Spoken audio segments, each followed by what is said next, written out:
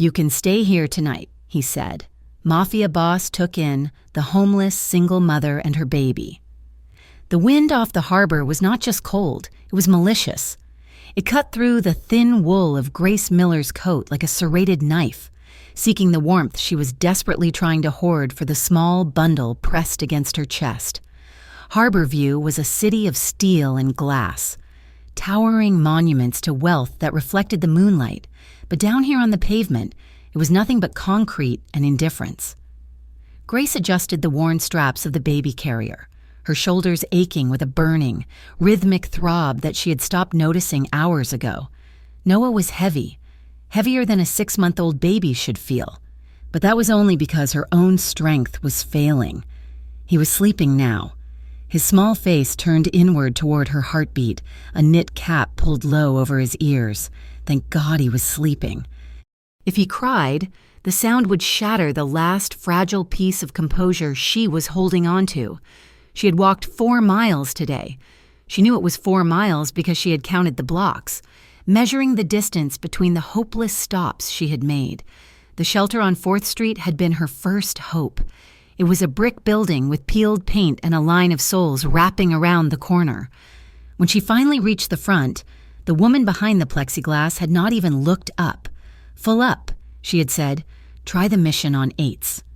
Grace had walked to the Mission on 8s, only to find a sign taped to the door stating they were at capacity for women and children. Then came the motel. It was a seedy place with a neon sign that buzzed with the sound of an angry insect. The clerk had looked at her, then at the baby, and then at the crumpled bills in her hand. "Credit card required for incidentals," he had said, picking his teeth with a matchstick. "No cash rentals after 10 at night. Policy," Grace had pleaded, humiliating herself, begging him to just take the cash, but he had waved her off. Now, it was past midnight. The temperature was dropping fast, threatening to dip below freezing, and the city felt like a closing trap. She checked her pocket again, her fingers brushing the few coins and bills she had left.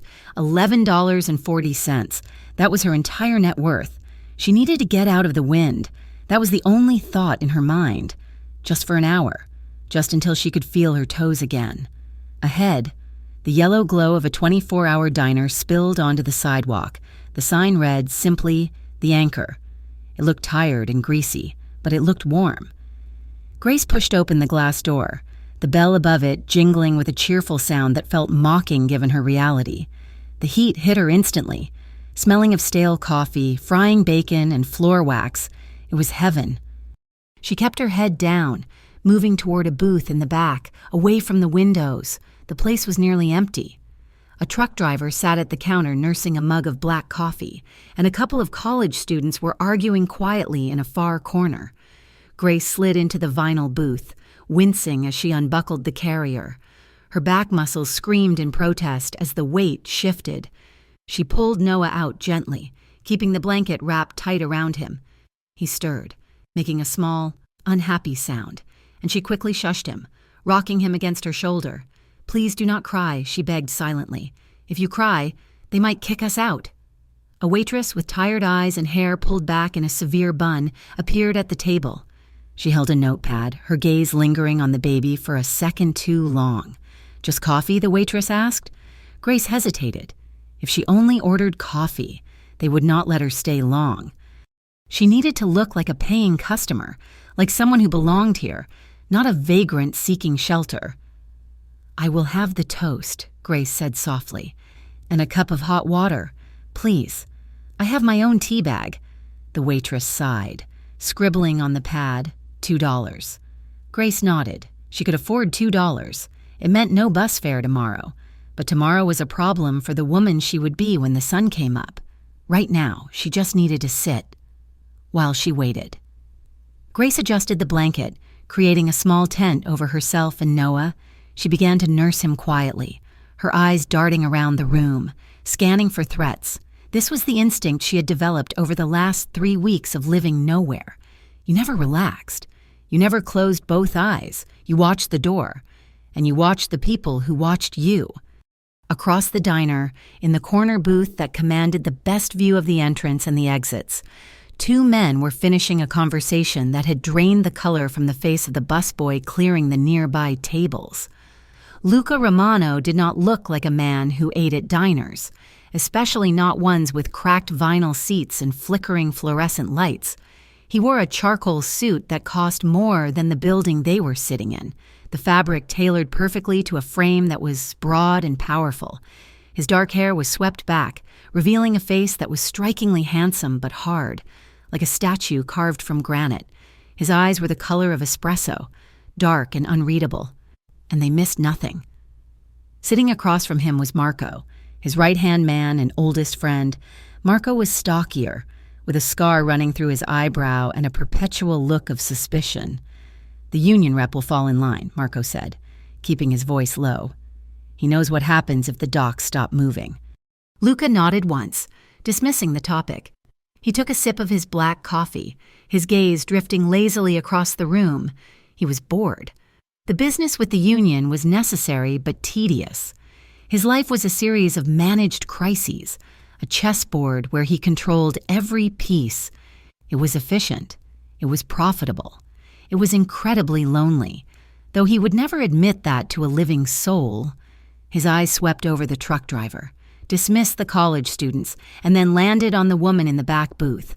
She was new. Luca knew the regulars in his territory, even the ones at the bottom of the food pile. He had not seen her before. She looked wrecked. That was the first thing he noticed. Her coat was too thin for the weather. Her hair was a tangled mess of chestnut waves that looked like they had not seen a brush in days, and her skin was pale, almost translucent under the harsh lights. But it was her hands that held his attention. They were trembling. Not a coarse shake, but a fine, continuous vibration. He watched as she created a shield with a blanket, nursing the infant hidden beneath it. She was eating the dry toast the waitress had brought her with a kind of desperate efficiency, taking small bites and chewing thoroughly, as if trying to make the food last longer in her stomach. Something about her pulled at him. Maybe it was the way she kept looking at the door, her eyes wide and terrified. He knew that look. He saw it in the eyes of men who knew they were about to die. It was the look of a hunted animal. "What are you looking at, boss?" Marco asked, glancing over his shoulder. Luca did not look away. "Just a girl," Marco snorted, turning back. "Probably a junkie. Harbor View is full of them lately." "No," Luca said quietly, "not a junkie. Look at her shoes." Marco frowned. "What about them? They are worn out, but she has polished them recently. And she is nursing. A junkie would not be that careful with the baby. She's just poor." Luca watched as the baby fussed. The woman froze, her entire body tense.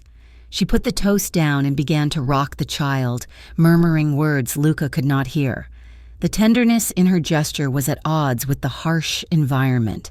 It was a soft thing in a hard world, and Luca found he could not look away. After 20 minutes, the woman moved to stand up. She adjusted the heavy carrier on her chest, gathered her bag, and slid out of the booth. She took 2 steps toward the hallway where the restrooms were located, and then she stumbled. It happened in slow motion.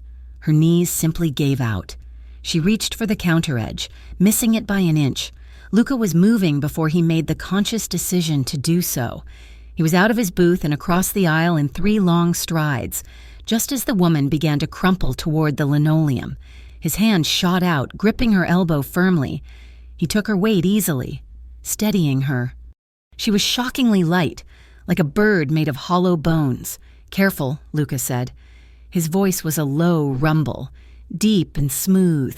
Grace gasped, her head snapping up. For a moment, her vision was swimming with black spots, caused by hunger and exhaustion. When the world came back into focus, she found herself looking into the darkest, most intense eyes she had ever seen. The man holding her was terrifying. That was her first instinct. He radiated power and danger. He smelled of expensive cologne, leather, and something sharp like gun oil. His grip on her arm was ironclad, yet he was not hurting her. "I am sorry," Grace stammered, pulling her arm back. Her heart hammered against her ribs like a trapped bird. "I am sorry, I stood up too fast." Luca released her slowly, ensuring she was steady on her feet before he let go completely. He looked down at her, seeing the panic flare in her hazel eyes.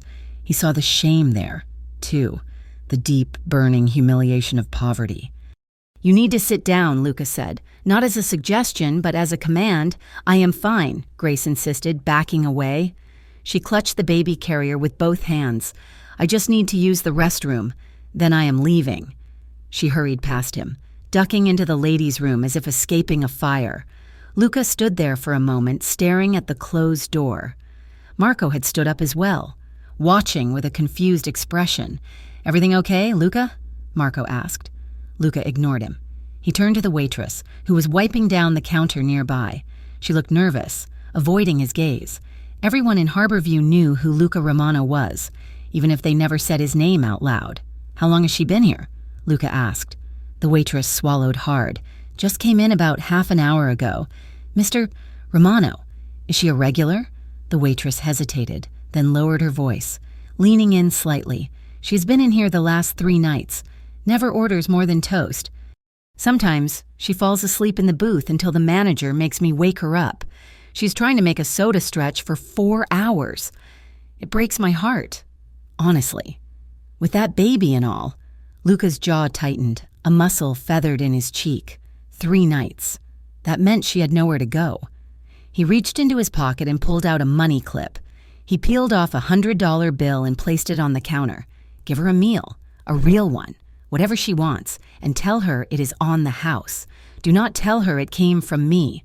The waitress stared at the bill, her eyes widening. "Yes, sir. Of course." Luca returned to his booth, but he did not sit down. "Let us go. Marco." Marco looked at the unfinished coffee. "We are leaving?" "We are waiting outside." Grace splashed cold water on her face in the cramped restroom. She looked at her reflection in the dirty mirror. Dark circles bruised the skin under her eyes. She looked like a ghost.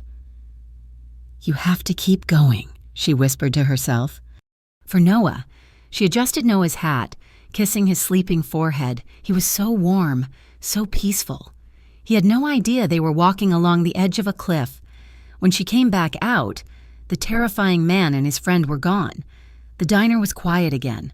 She felt a wave of relief, followed by a sharp pang of hunger.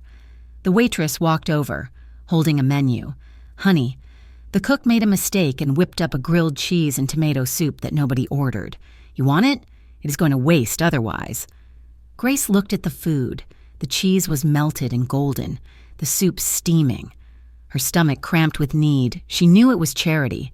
Cooks did not make mistakes like that, but her pride was a luxury she could no longer afford.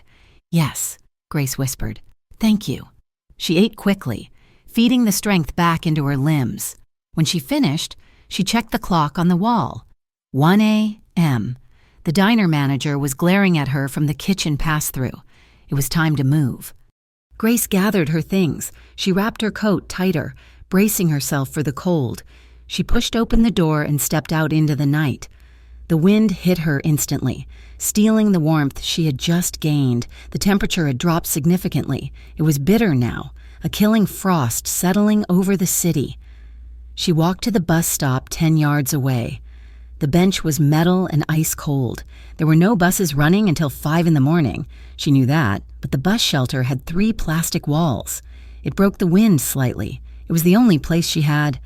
She sat down, curling her body around Noah. She tucked her legs up, trying to preserve heat. A sleek black car was idling at the curb a few feet away. The engine was a low, powerful purr. The windows were tinted so dark they looked like ink. Grace ignored it, focusing on breathing into her scarf to warm the air before it hit her lungs. The passenger window of the car rolled down smoothly. Grace froze. The man from the diner was sitting in the back seat, Luca Romano. In the darkness of the car, he looked even more imposing. The streetlights cast shadows across the sharp angles of his face. He was looking directly at her. "Get in," he said. Grace stared at him, her heart leaping into her throat. She gripped the diaper bag strap until her knuckles turned white. "Excuse me." "It is 20 degrees out here," Lucas said. His voice was calm, devoid of threat, yet it carried an absolute authority. "That baby cannot be out in this. I am waiting for a friend." Grace lied. The words tumbled out, brittle and unconvincing. "He's coming to pick me up." Luca looked at her. He did not blink. He looked at the diaper bag that was deflated and nearly empty. He looked at her hands, which were shaking again as she counted the invisible seconds until he drove away. He looked at the terror in her eyes that fought with the cold. "You are lying," Luca said. It was not an accusation, just a statement of fact. "I am not," Grace said, her voice rising in panic. "Please, just leave us alone. You have nowhere to go." Luca continued, his voice steady. "You have been in that diner 3 nights in a row. You are counting nickels to buy toast. And right now, you are trying to figure out how to keep that child from freezing to death on a metal bench." Grace felt tears prick her eyes. The cruelty of the truth stung more than the wind. She stood up, intending to walk away, to go anywhere but here, under his dissecting gaze. "I do not want your money," she said, her voice trembling. "I'm not offering you money," Luca said. He opened the car door. The interior light flooded the back seat, revealing plush leather and warmth. He stepped out onto the sidewalk. He was tall, towering over her. Grace stepped back, shielding Noah instinctively. Luca stopped. He held up his hands slightly, palms open, showing he was not reaching for her. He saw the way she flinched. He saw the exhaustion that was dragging her down like an anchor. "I have a house," Luca said. "It is big, it is warm, and it has empty rooms." Grace shook her head frantically. "No, I cannot. I do not know you. My name is Luca," he said. "And you do not have to know me. You just have to know that I am not going to let you sleep on the street." He took a step closer, his voice dropping, losing its hard edge. He looked at the bundle in her arms. "It is not about you or me or owing anyone anything. It is about him." He gestured to Noah. Grace looked down at her son. The wind was whipping the corner of his blanket. His nose was cold to the touch. He was so small. If she stayed out here, he would get sick, or worse. She looked back at Luca. He was a dangerous man. Every instinct she had screamed it. The way he stood, the way he watched her, the car, the expensive suit. It all spelled trouble of a kind she had never known.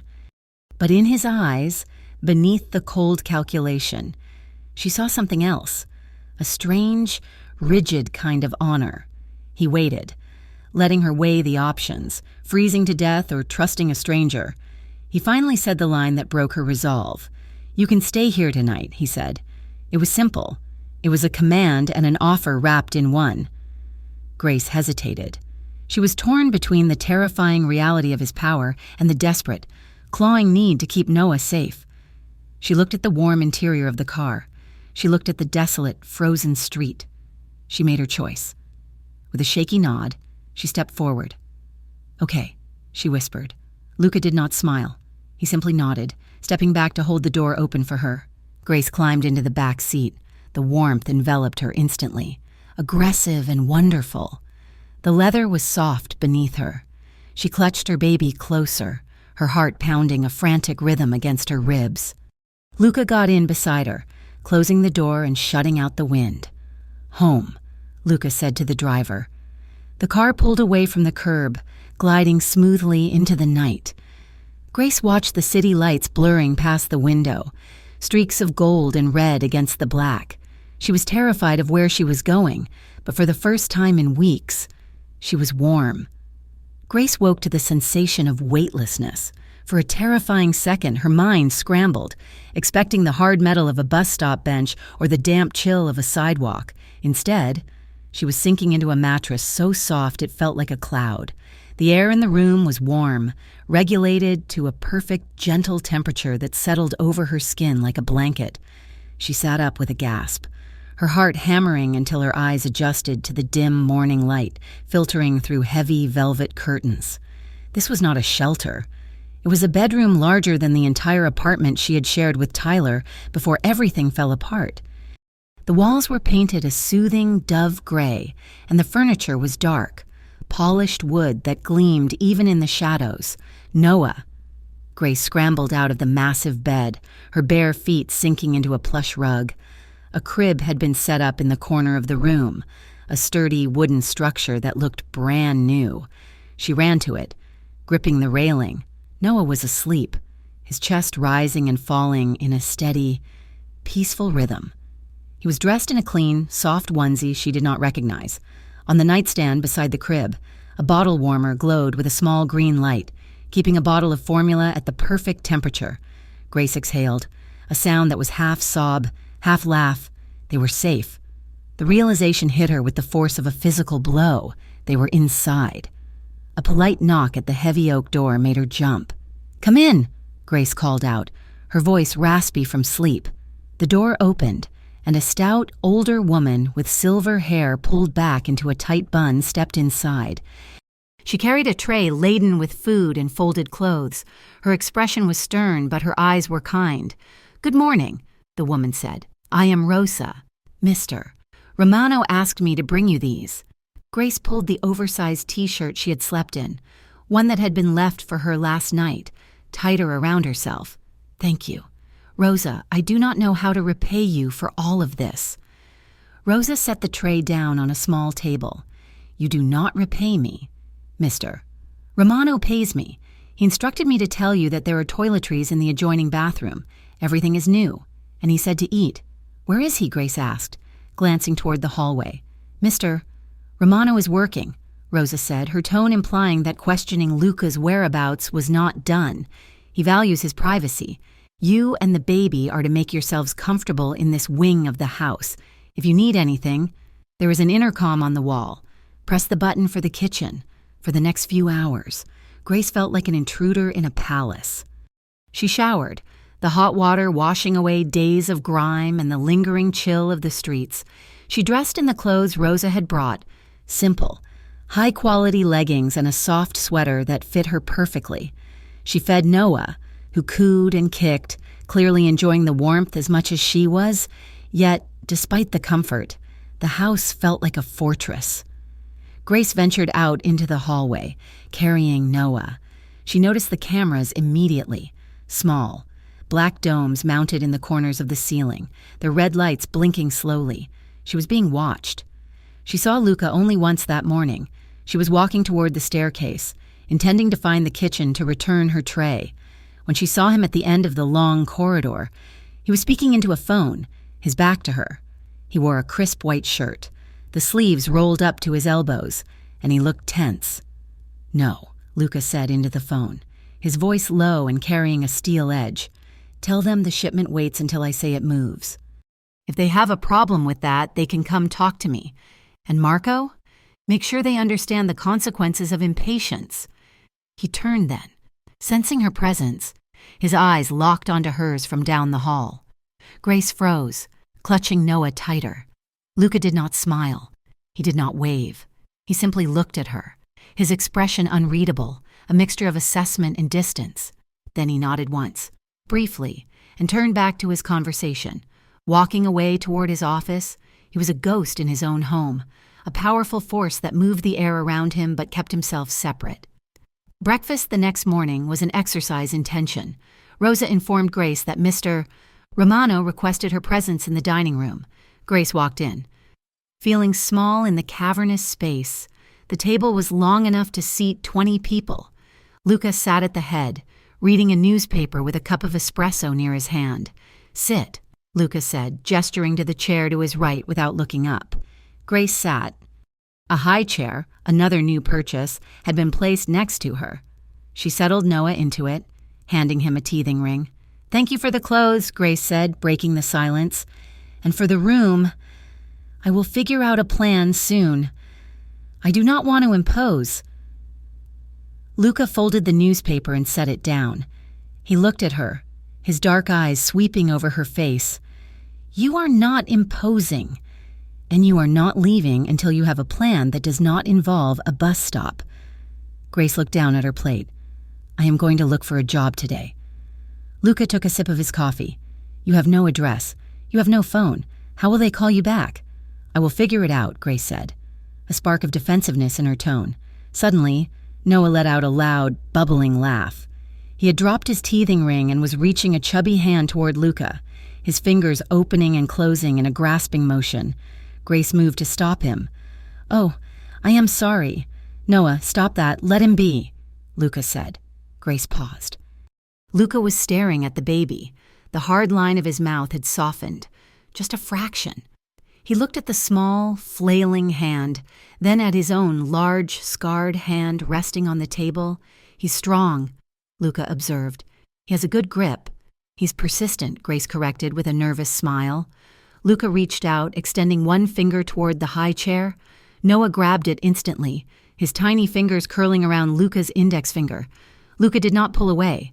He sat there, tethered to the infant, his eyes wide with a strange curiosity. For a moment, the terrifying mafia boss was gone, replaced by a man fascinated by the simple, fierce life force of a child. He likes you, Grace whispered. Surprised, Luca gently disengaged his finger, the mask slipping back into place. He likes anything he can grab. Eat your eggs. Grace, they are getting cold. The afternoon brought a different kind of storm. Noah had been fussy all day, likely reacting to the change in environment, but by 3 o'clock, the fussing had turned into full-blown screaming. Grace paced the length of the guest room, bouncing Noah on her shoulder. Her back ached, and her head was pounding. She had tried feeding him, changing him, burping him. Nothing worked. His cries were jagged, tear-filled shrieks that seemed to echo off the walls. "Please, Noah, please," Grace begged, tears pricking her own eyes. "Shh, baby, it is okay."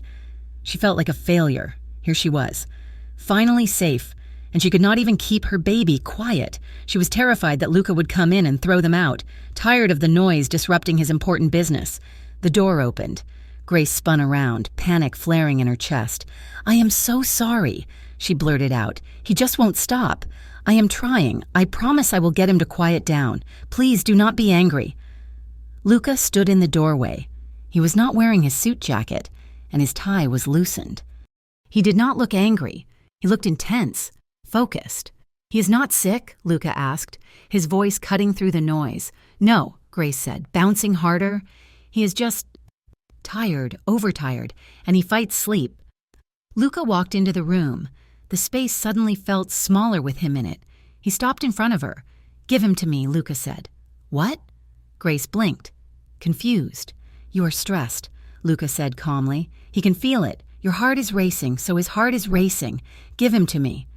Before Grace could protest, Luca reached out. His large hands encompassed Noah's torso, lifting him effortlessly from her arms. Grace felt the loss of weight instantly, her arms trembling from the exertion.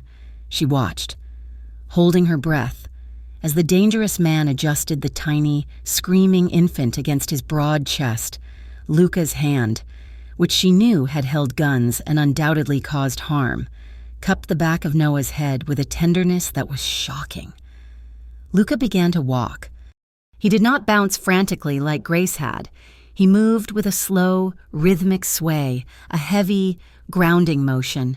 He tucked Noah's head under his chin, and then he began to hum. It was a low, vibrating sound, deep in his chest. It was not a nursery rhyme. It sounded like an old melody, something in a minor key, perhaps Italian. The vibration seemed to resonate through the room. Grace watched, leaning against the crib for support, slowly, miraculously. Noah's screams turned to whimpers. The whimpers turned to heavy sighs. Within 5 minutes, the room was silent except for the low hum of Luca's voice and the sound of Noah's breathing. Luca stopped pacing and looked at Grace. The expression on his face was unguarded for the first time. His jaw was unclenched, his eyes soft as he looked down at the sleeping bundle on his shoulder. "He is out," Luca whispered. Grace stared at him. The relief was overwhelming, but underneath it, something else bloomed. A tightness in her chest that had nothing to do with panic. She saw the strength in his arms, the gentleness in his hands, and the way he was protecting her son. It was a dangerous thought, a dangerous feeling, but it was there, a spark of warmth that frightened her as much as the cold streets had. "Thank you," she whispered, her voice trembling. Luca walked to the crib and laid Noah down with the precision of a bomb disposal expert, ensuring the baby did not wake. He covered him with the blanket, his hand lingering for a second on Noah's back. "Get some rest." "Grace," Luca said, straightening up and turning to leave. "You look like you are about to fall over." That night, the house was silent. Grace could not sleep. Her internal clock was still set to survival mode, waking her at odd hours. She crept down to the massive industrial-style kitchen, needing a glass of water. She found a stack of dishes in the sink, remnants of a late meal Luca or his men must have eaten. Rosa had gone home for the night without thinking. Grace turned on the water. It was something she could do, something she could contribute. She could not pay rent, but she could clean. She was scrubbing a heavy ceramic plate when she felt him. "You do not have to do that," a voice said from the doorway. Grace jumped, splashing soapy water onto the counter. She turned to see Luca standing there. He had discarded his tie completely, and his shirt was unbuttoned at the collar, revealing the hollow of his throat. He looked tired, the shadows under his eyes matching her own. "I wanted to," Grace said, turning back to the sink. "It is the least I can do. Rosa works hard." Luca walked into the kitchen. He did not tell her to stop. Instead, he grabbed a dish towel from the rack. "Wash," he said. "I will dry." Grace looked at him sideways. "You? Drying dishes?" Luca shrugged, leaning a hip against the counter beside her. "I have hands." They worked in silence for a few minutes. The only sounds were the running water and the clink of ceramic. It was intimate in a way that made Grace's breath catch. The domesticity of it felt strange and forbidden. They were standing close, the space between them charged with an electricity she tried to ignore. As she rinsed a spoon, the water hit the curve of the metal and sprayed outward. A jet of water hit Luca directly on the chest, soaking the front of his white shirt. "Oh my God!" Grace gasped, reaching for the towel at the same time Luca did. Their hands collided. Grace froze. Luca's hand was warm, his skin slightly rough against hers. Her fingers were tangled with his in the towel. She looked up, and he was looking down at her. The air in the kitchen seemed to vanish. Luca did not pull away. He held her gaze, his eyes dark and intense, searching her face. He was close enough that she could smell the soap on his skin and the faint scent of tobacco. She saw his gaze drop to her lips, then back up to her eyes. His hand tightened slightly over hers. For a second, the world narrowed down to just the two of them, the mafia boss and the homeless mother, bound together by steam and silence. "I am sorry," Grace whispered, her voice barely audible. "The water?" "It is just water," Luca said. His voice was rougher than usual. He held the moment for a heartbeat longer, a heartbeat that felt like an hour before he slowly pulled his hand away. He stepped back, the loss of his warmth leaving Grace shivering. He wiped his shirt with the towel, his face closing off again, finished the glass. "Grace, then go to bed." He left the kitchen before she could answer, leaving her standing there with wet hands and a heart that was pounding a frantic rhythm against her ribs. The bubble of safety burst the next evening. Grace was in the hallway, heading toward the library to find a book, when the front door slammed open. Heavy boots echoed on the marble floor. She peered around the corner. It was Marco, Luca's right-hand man. He looked furious, his face flushed, a sheen of sweat on his forehead. Luca met him in the foyer, his posture shifting instantly from relaxed to lethal.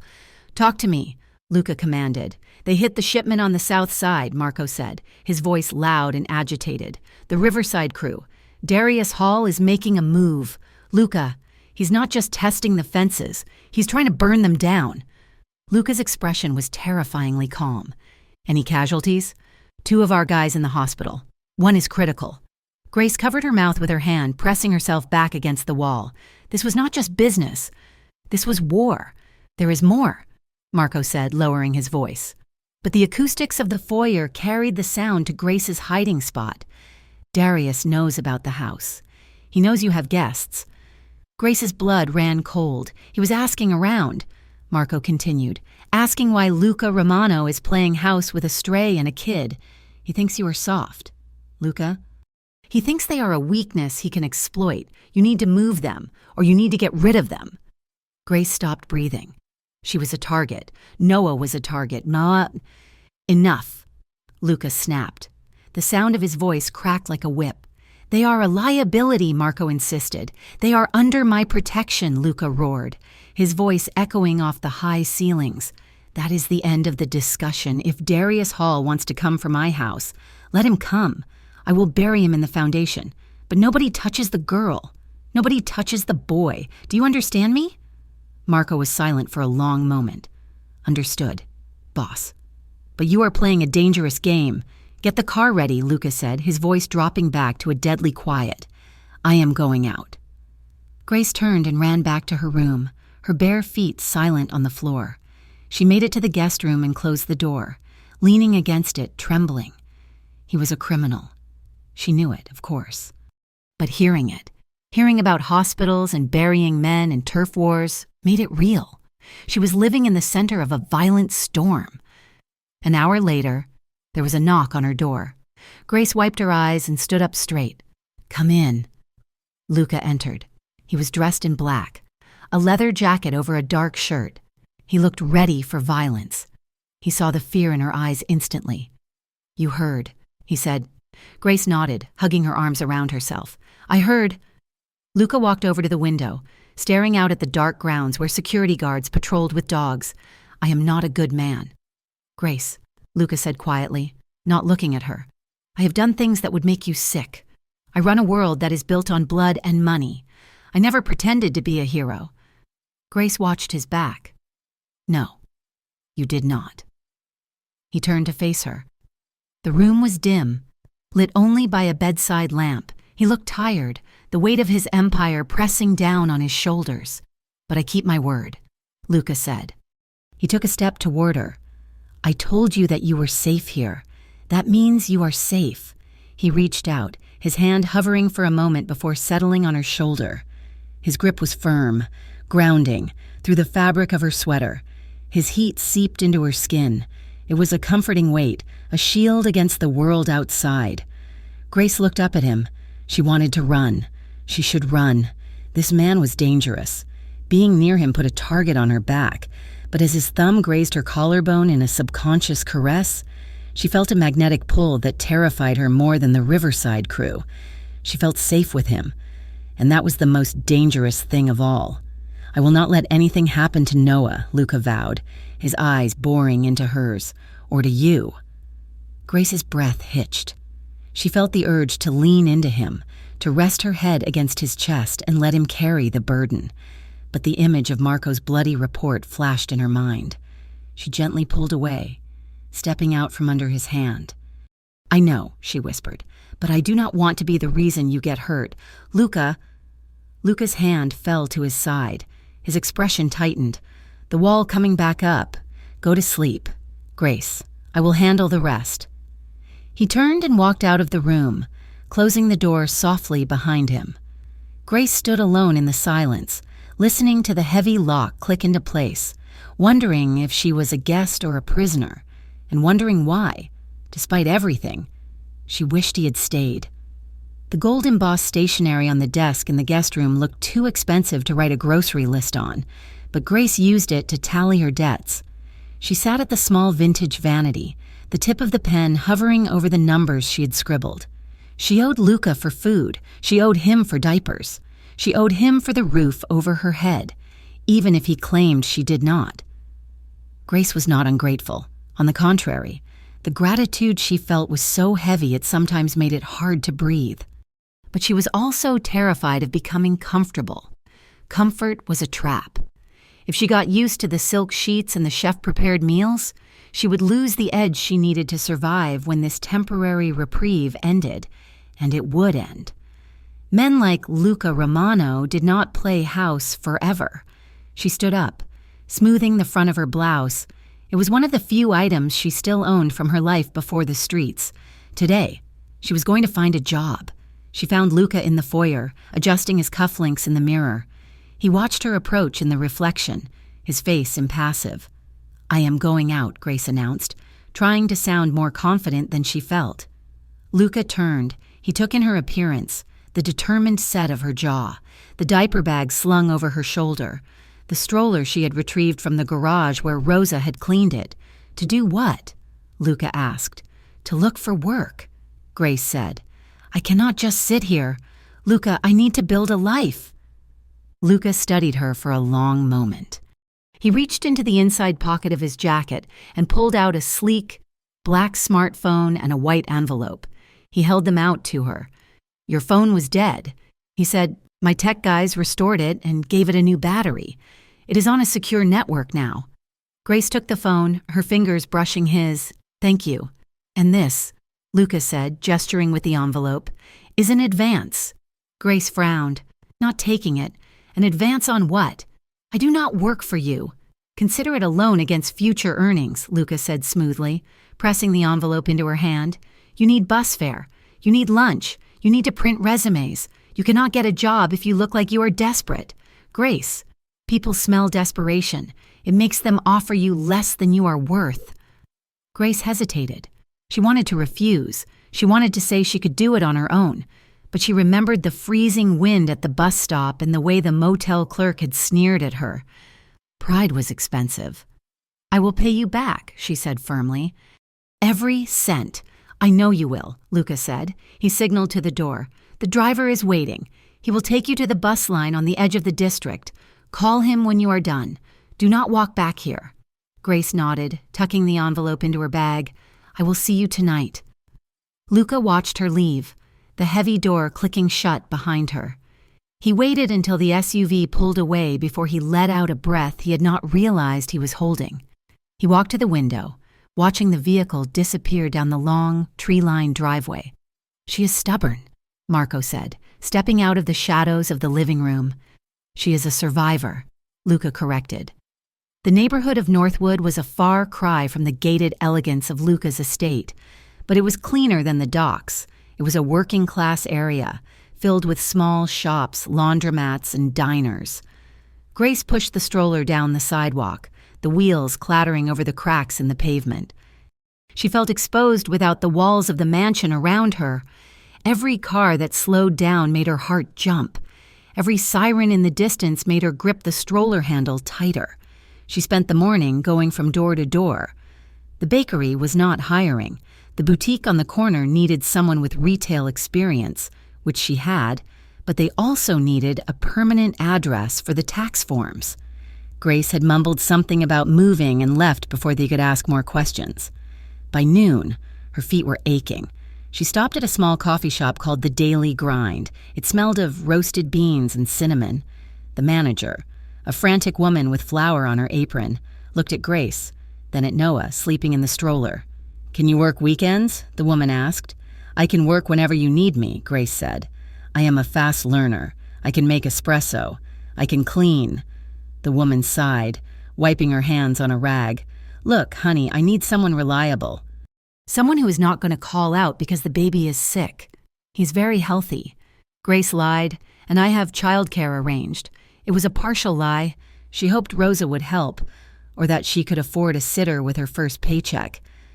Fill out an application, the manager said, sliding a clipboard across the counter. No promises. Grace sat at a small table by the window, filling out the form. When she reached the line for address, she paused. She could not write down Luca's address. It would raise too many questions. She used the address of the old apartment she had shared with Tyler, praying they would not mail anything there. Outside, across the street, a man in a hooded sweatshirt sat on a park bench. He was reading a newspaper, but his eyes were not moving across the text. They were fixed on the coffee shop window. Tyler stared at the woman inside, his leg bouncing nervously. He looked worse than he had a month ago. His face was gaunt, his eyes rimmed with red. He had been looking for her for weeks, not because he missed her, and certainly not because he missed the kid. He needed to know she had not talked. When Grace had left, she had taken the stash of cash he had hidden in the cereal box. That was bad, but she had also seen the new suppliers he was meeting with if she went to the cops. Tyler was dead. The people he worked for now, the Riverside crew, did not tolerate loose ends. He watched as Grace stood up, handed the clipboard back, and walked out of the shop. She looked different. Her clothes were new. She looked clean. Not like someone living on the street. Tyler stood up, keeping a safe distance. He followed her down the block. He saw her stop at a cleaning service office. She came out 10 minutes later, looking hopeful. Then, a black SUV pulled up to the curb. It was a massive vehicle, polished to a mirror shine. The windows were tinted so dark they looked like oil slicks. Tyler froze behind a telephone pole. He knew cars like that. Those were not taxis. A driver in a suit got out. He opened the back door for Grace. He even took the stroller and folded it into the trunk with a respectful nod. Grace got in like she did it every day. "Holy H," Tyler whispered. He fumbled for his phone. His hands were shaking. He snapped 3 photos in rapid succession. One of Grace getting into the car, one of the driver, and one of the license plate as the SUV peeled away into traffic. He looked at the blurry images on his screen. The license plate was obscure, but the car was distinctive. He knew that specific make. He knew who drove cars like that in this city. Grace Miller had not just found a sugar daddy. She had found a shield. Tyler's fear morphed into a twisted kind of opportunity. He knew people who would pay for this. People who hated the owner of that car. He grinned, revealing yellowed teeth, and dialed a number he had been too afraid to call until now. Dinner that night was quiet. Luca had dismissed the staff early, leaving a pot of pasta puttanesca keeping warm on the stove. They ate in the smaller breakfast nook rather than the cavernous dining room.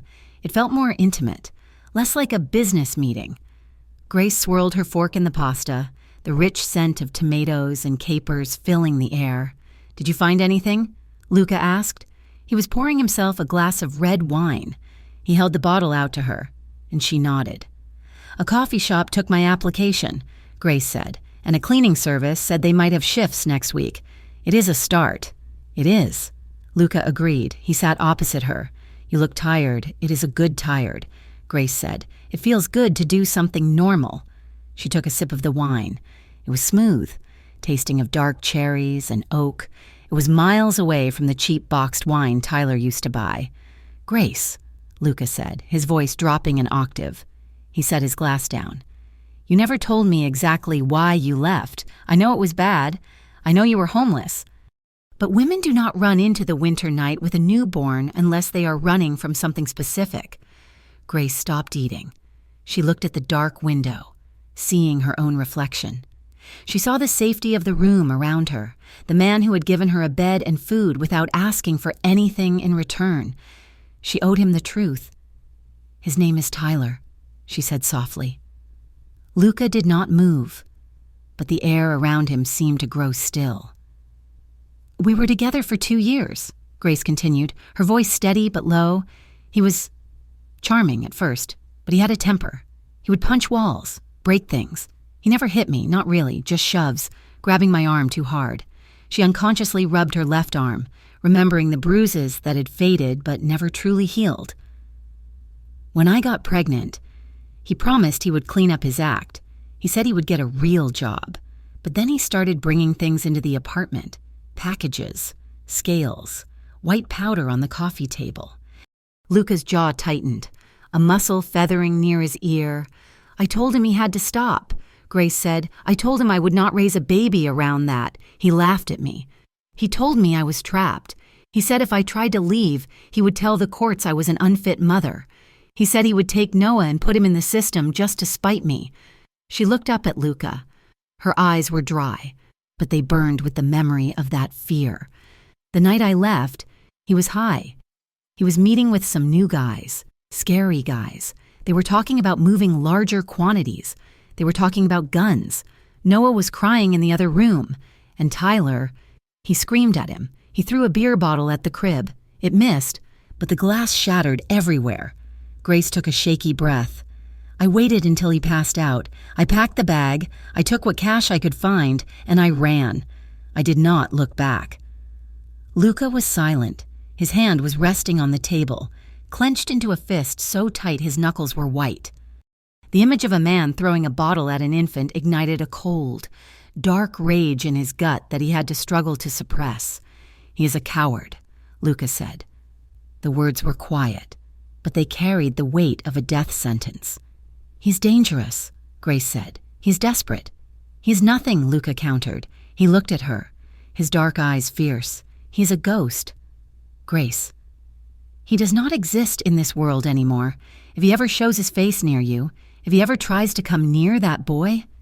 He let the sentence hang in the air, unfinished but entirely clear. Grace reached across the table and covered his fist with her hand. Her palm was warm against his cold skin. "I feel safe here," she whispered. "I have not felt safe in a long time, but with you, I sleep. Noah sleeps." Luca looked down at her hand. He turned his fist over, opening his hand so their palms were pressed together. He laced his fingers through hers. It was a gesture of solidarity, of protection. "You are safe," he promised. After dinner, they moved to the living room. It was a massive space with a fireplace that stretched from floor to ceiling, but they sat on the plush leather sofa, the room lit only by the flickering light of the television. Noah was asleep in a portable crib they had set up in the corner, his soft breathing a rhythmic backdrop to the evening. Luca had put on an old black and white movie, something classic and slow-moving. He did not really care about the film. He just wanted the noise to fill the silence so he didn't have to talk about the violence rising in his blood. Grace sat on one end of the couch, tucked into the corner with a throw blanket over her legs. Luca sat on the other end, his arm resting on the back of the sofa. As the movie played, the distance between them seemed to shrink. Grace shifted, stretching her legs out. Luca shifted, getting comfortable. Slowly, inexorably, they gravitated toward the center. It was not a conscious decision. It was magnetic. Grace laughed softly at something on the screen. She leaned her head back, her eyes heavy. The wine, the food, and the emotional release of telling her story had drained her. "I haven't seen this movie in years," she murmured. "My dad used to watch it." Luca looked at her. In the soft light, the lines of worry that usually etched her forehead were smoothed out. She looked younger. She looked beautiful. "Rest your eyes," Luca said. "I will wake you when it is over." Grace hummed in agreement. She let her head loll to the side. Without thinking, she shifted closer to him, seeking his warmth. Her shoulder brushed against his ribs. Luca froze. He felt the contact like a brand. He should move away. He should maintain the boundaries he had set for himself. She was vulnerable. She was under his protection. But he did not move. Grace's breathing evened out. She slumped further, her head coming to rest on his shoulder. Her hair tickled his neck, smelling of the vanilla shampoo Rosa bought. Luca slowly, carefully, moved his arm from the back of the sofa. He draped it around her, his hand resting lightly on her upper arm. He felt the steady beat of her heart against his side. He looked down at her.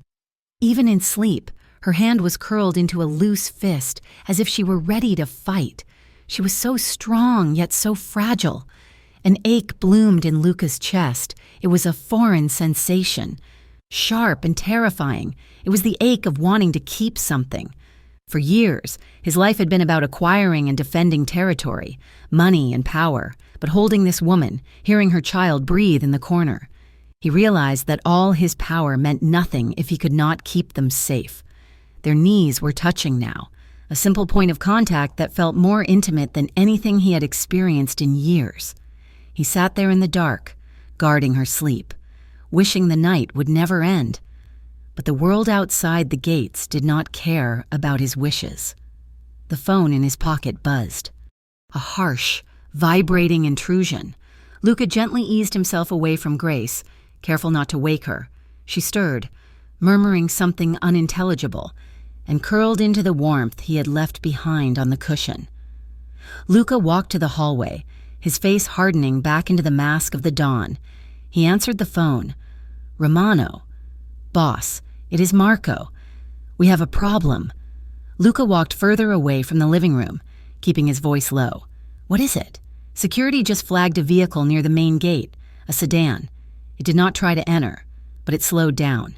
"We checked the perimeter cameras. Someone was taking pictures." "Luca, pictures of the gate?" "No. Pictures of the house, and earlier today. One of the guys tailing the girl said he thought he saw a flash when she was getting picked up in Northwood. We thought it was just a reflection, but now." Luca's grip on the phone tightened. Someone was building a dossier. Did you get a plate? Partial. We're running it now. But Luca, if they are taking photos, they are planning something, or they are selling the info. Find them, Luca commanded. Find out who was in that car. And Marco, double the guard on the perimeter. Tonight. He hung up. He looked back into the living room. Grace was still sleeping, peaceful and unaware. The bubble of safety was already leaking. The next morning, the air in the house was heavy. Luca was waiting for Grace when she came down for breakfast. He was dressed in a dark suit, his tie knotted perfectly, his face unreadable. "Grace, sit down," he said. Grace paused, holding Noah. The warmth from the night before was gone, replaced by a professional distance that made her stomach churn. She sat. "What is wrong?" she asked. Luca placed a tablet on the table. On the screen was a grainy image taken from a security camera. It showed a sedan slowing down outside the gates. "Do you recognize this car?" Luca asked. Grace leaned in. It was a beat-up Honda, gray, with a dent in the rear bumper. Her breath caught in her throat. "Yes," she whispered. "Who does it belong to?" "It belongs to Tyler," Grace said, looking up at Luca with wide, terrified eyes. "He found us." Luca took the tablet back. He did not yell. He did not throw anything. He simply nodded, a cold, calculating motion. "He followed you yesterday," Luca said. "He took photos of you getting into my car, and then he came here to confirm the location." "I am sorry," Grace said, tears welling up. "I was careful. I did not see him. I swear. It is not your fault," Luca said firmly. "You are not trained to spot tails, but now we know." He stood up, buttoning his jacket. "What are you going to do?" Grace asked, clutching Noah. Luca looked at her. His eyes were dark, devoid of the softness she had seen the night before. "I am going to handle it," he said. "You are not to leave the house today. Grace, do not go into the yard. Do not go near the windows. Rosa will bring you whatever you need." "But Tyler made a mistake," Luca interrupted. "He came into my world. Now he has to live by my rules." He turned and walked out, his footsteps echoing on the marble. Grace watched him go, feeling a chill settle over her heart. She had wanted protection, but now she realized what that protection looked like. It looked like a man walking to war, across the city, in a warehouse that smelled of diesel and stale smoke. Darius Hall sat behind a metal desk. He was a large man with a shaved head and a smile that never reached his eyes. The door opened, and a jittery man in a hoodie was shoved into the room by two of Darius's enforcers. Tyler stumbled, clutching his phone like a lifeline. "This the guy?" Darius asked, not looking up from his paperwork. "Yeah, boss. Says he has info on Romano." Tyler licked his lips, looking around the room nervously. "I got photos," he stammered. "I got proof. Romano is keeping my girl, and he is keeping the kid." Darius looked up. He extended a hand. "Show me." Tyler handed over the phone. Darius scrolled through the pictures. He saw Grace entering the SUV. He saw the distinctive Romano crest on the gate in the background of the night shots. He saw the weakness. "Romano has a soft spot," Darius mused. "A stray cat and a kitten." He tossed the phone back to Tyler. "You want your girl back?" Darius asked.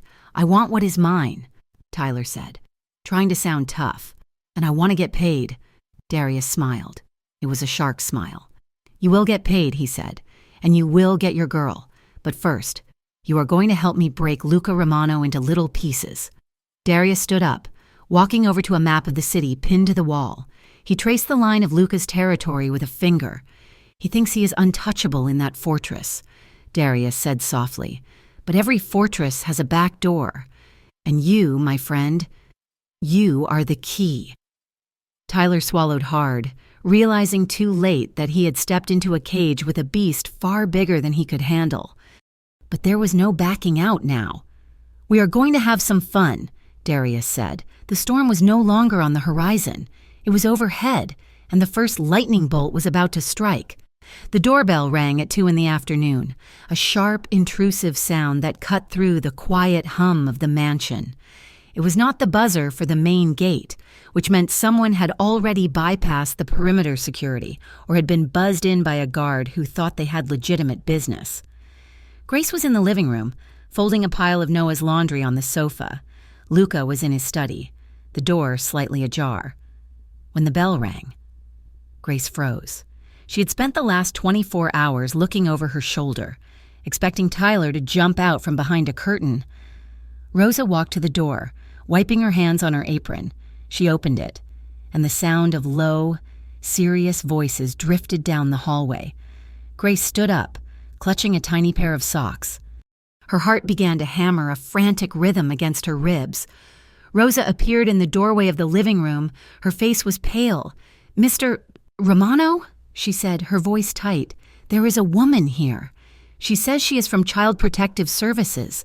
The blood drained from Grace's face so fast the room spun. She grabbed the back of the sofa to steady herself. This was it. This was the nightmare she had been running from since the moment she packed her bag and left Tyler. Luca emerged from his study. He buttoned his suit jacket, his face a mask of stone. He did not look at Grace. He looked at Rosa. "Show her in," Luca said. He walked over to Grace. He did not touch her, but he stood close enough that she could feel the heat radiating from him. "Do not say anything unless she asks you a direct question," Luca instructed, his voice low and urgent. "And even then, keep it short. I will handle this." Grace nodded, unable to speak. Her throat felt like it was closing up. Elaine Cooper walked into the room. She was a woman in her 40s with a sensible haircut, a beige trench coat, and a clipboard that she held like a weapon. She looked around the opulent room, her eyes lingering on the expensive art, the high ceilings, and finally landing on Grace with a look of professional suspicion. "Miss Grace Miller?" Elaine asked. "Yes," Grace whispered. "I am Elaine Cooper with the Department of Child Services. We received an anonymous report this morning regarding the welfare of your son, Noah Miller." Grace felt her knees buckle. She sank onto the sofa, clutching the laundry to her chest as if it were armor. "What kind of report?" Luca asked. His voice was smooth, polite, and utterly terrifying in its calmness. Elaine turned to him, unfazed. She adjusted her glasses.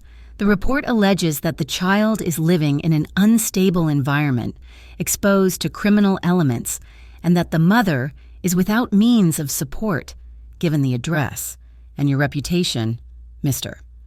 Romano. The state is obligated to investigate immediately. My reputation is a matter of public gossip, not legal fact," Luca said. He clasped his hands behind his back. "Miss Miller and her son are guests in my home. They are under my protection. And what is the nature of your relationship with Miss Miller?" Elaine asked, pen hovering over her paper. "We are friends," Grace blurted out. Her voice shook, high and brittle. "He's just a friend. He helped me when I had nowhere to go." Elaine looked at Grace, her expression softening slightly but remaining guarded. "Miss Miller, do you have a lease agreement here? Do you have employment? Do you have a plan for the child's future? Or are you dependent on Mr. Romano for all your needs?" I am looking for work," Grace stammered. "I applied at a coffee shop yesterday and a cleaning service. So you are currently unemployed and homeless, relying on the charity of a man with a documented history of police contacts," Elaine summarized. Luca took a step forward. The air in the room grew heavy. Grace saw his hands clench at his sides. She knew he wanted to throw this woman out. She knew he wanted to rage, but she also knew that if he showed even a flicker of aggression, Elaine would call the police, and they would take Noah. Luca forced himself to stop. He took a slow breath through his nose. "Miss Miller is employed by the Romano Group as a consultant," Luca lied smoothly. "She is currently on maternity leave. As for her living situation, this is her residence." Elaine raised an eyebrow. "Do you have documentation for that? My lawyers are faxing it to your office as we speak," Luca said, along with the child's up-to-date medical records from the pediatrician we saw yesterday, and an inventory of the supplies purchased for his care. He pulled his phone from his pocket and tapped the screen. "In fact, my attorney is on the line now." "Would you like to speak with him regarding the harassment statutes concerning anonymous tips that originate from known felons with grudges?" Elaine hesitated. She looked at Luca, then at Grace, who was trembling on the couch. She saw the fear, But she also saw the clean clothes, the healthy baby sleeping in the pristine crib in the corner, and the lack of immediate danger. She lowered her clipboard. "I will review the documents, Mr. Romano. But know this case is open. I will be back. And if I find any evidence that this child is in danger, physical or moral, I will remove him. Do I make myself clear?" "Perfectly," Luca said. Elaine turned and walked out. Rosa escorted her to the door. When the front door clicked shut, the silence that followed was deafening. Grace stared at the floor. The adrenaline that had kept her upright crashed, leaving her hollow. She stood up, her legs shaking uncontrollably, and ran toward the nursery. "Grace," Luca said, reaching for her. She dodged his hand and disappeared into the room where Noah slept. Luca stood in the living room for a moment, running a hand over his face. He felt a murderous rage boiling in his gut. Tyler. This was Tyler's doing. The photos, the tip. It was a coordinated attack designed to hit him where he was soft, and it had worked. He walked to the nursery. The room was dim, lit only by a nightlight shaped like a star. Grace was on the floor, curled into a ball near the crib. She was not making a sound, but her shoulders were shaking violently. Luca's heart twisted. He had seen men broken by torture who looked less defeated than she did right now. He walked over to her and knelt down. He did not say anything at first. He just stayed there, a silent, solid presence in the semi-darkness. Slowly, he reached out. His hand hovered over her back for a second, unsure if she would flinch, before he settled it gently between her shoulder blades. "Grace," he said softly. She turned into him. It was an instinctual movement, like a flower turning toward the sun. She scrambled up from her crouch and buried her face in his chest, clutching the lapels of his jacket. "They are going to take him," she sobbed, her voice muffled against his shirt. "They are going to take him away from me. Luca, because of me, because I am here." "No," Luca said. He wrapped his arms around her, pulling her tight. One hand cradled the back of her head, pressing her closer. "No, they know who you are." She cried. She was right. That is what she said. "Criminal elements. I brought him into this. I am a bad mother." "You are a good mother," Luca said fiercely. His chin rested on the top of her head. "You are the best mother I have ever seen. You walked through fire for that boy. Do not let them tell you otherwise." He held her while she cried, absorbing her fear. He could feel her heart pounding against his own chest, a frantic bird beating its wings against a cage. His own heart was hammering too, but not from fear. It was pounding with a protective instinct so primal it scared him. After a few minutes, Grace's sobs subsided into hiccups. She pulled back slightly, looking up at him. Her eyes were red and swollen, her lashes spiked with tears. Luca raised his hands and cupped her face. His thumbs brushed away the wetness on her cheeks. The skin was soft, hot from crying. "I will fix this," he whispered. They were so close. The air between them was charged, thick with the shared trauma and the undeniable connection that had been building for days. Luca looked at her lips. They were parted slightly, trembling. He wanted to kiss her. He wanted to kiss the fear out of her, to replace it with the certainty that as long as he drew breath, she was safe. He leaned in. Grace's eyes fluttered shut, their breaths mingled, warm and intimate. Then, Grace stiffened. She placed her hands flat against his chest and pushed, gently but firmly. She pulled back, opening her eyes. There was a fresh wave of pain in them. "I cannot," she whispered. Luca froze. He dropped his hands instantly. "I am sorry. I should not have—" "No," Grace interrupted. "It is not that I do not—" She took a shaky breath. "I am terrified.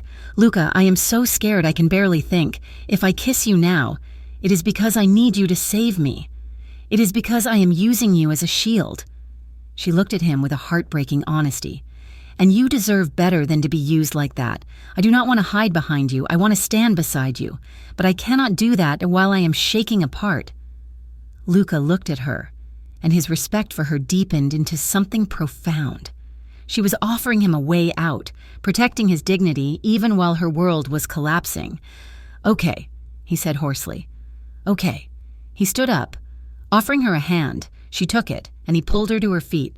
"Pack a bag," Luca said, his voice shifting back to business, though it remained gentle. "Just the essentials. Diapers, formula, a few changes of clothes for you and Noah." "Why?" Grace asked, wiping her face. "Because this house is burned," Luca said. "Everyone knows you are here. Tyler, the Riverside crew, CPS. If we stay here, the pressure will only get worse. They will keep coming until they find a crack." "Where are we going? Somewhere they will not look, somewhere small." The move happened under the cover of darkness. They did not take the limousine or the SUV. They took a nondescript sedan that Luca kept in the back of the garage for emergencies. Luca drove. There was no driver, no Marco, just them. They drove into the heart of the city, where the buildings were tall and packed together like teeth. Luca navigated the streets with ease, finally pulling into the underground garage of a brick apartment building that looked perfectly average. "It is a safe house," Luca explained as he killed the engine. "It is under a shell company. My name is not on the deed. The utilities are paid through a trust. Nobody looks for Luca Romano in a one-bedroom walk-up." They took the elevator to the 4th floor. The apartment was clean but sparse. It had beige walls, standard furniture, and a window that looked out over an alley. It was a universe away from the mansion. Grace set the diaper bag down on the small kitchen table. "It feels normal," she said. "That is the point," Luca said. He locked the door. Engaging 3 separate deadbolts, he carried the portable crib into the bedroom. It was a small room, dominated by a queen-sized bed. There was barely enough space to walk around it. Grace stood in the doorway. "There is only one bed." Luca nodded. "I will take the couch." "No," Grace said immediately. "You are too big for that couch." "Luca, it is a love seat. You will wake up crippled. You take the bed. Noah and I will be fine in the living room." "Grace," Luca said, turning to face her, "I am not letting you sleep on the floor. And the baby needs the quiet of the bedroom.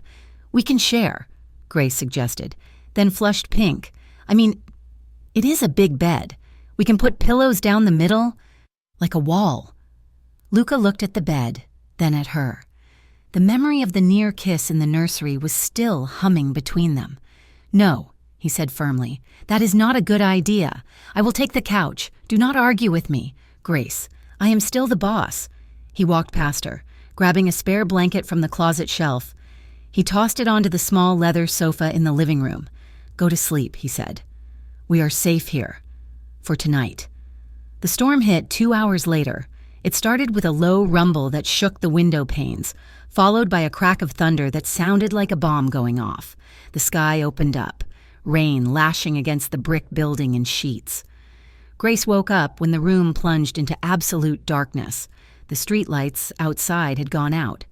The digital clock on the nightstand was dead. From the crib, a wail rose up. Noah did not like the dark, and he definitely did not like the thunder. Grace stumbled out of bed, her hands reaching out blindly. "Noah? Mama is coming." She found her way to the crib by instinct, lifting the crying baby. He was trembling. She walked out into the living room, feeling her way along the wall. The apartment was freezing. The heating system must have been electric, and it had died with the power. "Luca?" she whispered. A beam of light cut through the darkness. "I am here." Luca's voice came from the center of the room. He was sitting on the floor, holding a heavy-duty flashlight. He shone it at the ceiling, creating a diffused glow that lit up the room in soft shadows. "Is he okay?" Luca asked. "He is scared," Grace said, walking over to him. "And it is getting cold." "Sit," Luca said. He patted the floor beside him. He had pulled the cushions off the sofa and arranged them on the rug to make a makeshift bed. He had spread the heavy duvet from the guest closet over them. Grace sat down. She settled Noah into her lap, wrapping her own blanket around him. Luca adjusted the flashlight so it wasn't in the baby's eyes. The apartment was silent except for the rain and the occasional roll of thunder. It felt like they were the last 2 people on Earth, drifting in a capsule through space. Grace looked at Luca in the dim light. He was wearing a t-shirt and sweatpants. Stripped of his armor, he looked younger, softer. He hates storms, Grace said, stroking Noah's back. When he was born, there was a thunderstorm.